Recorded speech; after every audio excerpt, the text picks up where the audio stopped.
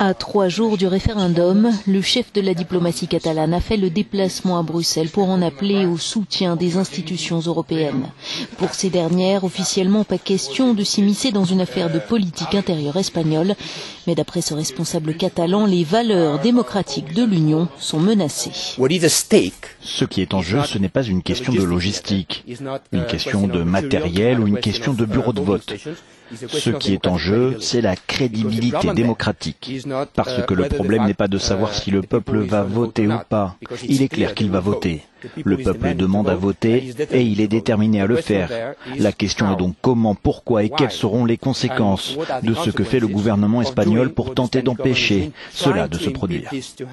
Malgré les appels à une médiation au Parlement européen, la prudence est de mise, surtout dans les rangs du PPE, le parti auquel sont rattachés les conservateurs au pouvoir à Madrid. Ce qui est clair, dit cet eurodéputé, c'est que l'Espagne a une législation et une constitution, et d'après cette constitution, la façon dont le référendum est organisé n'est pas légal, n'est pas conforme à la loi fondamentale. Donc, il serait raisonnable de ne pas organiser ce référendum de cette manière et de revenir à la table des négociations plutôt que de maintenir de manière unilatérale un référendum dont on sait qu'il n'est pas légal.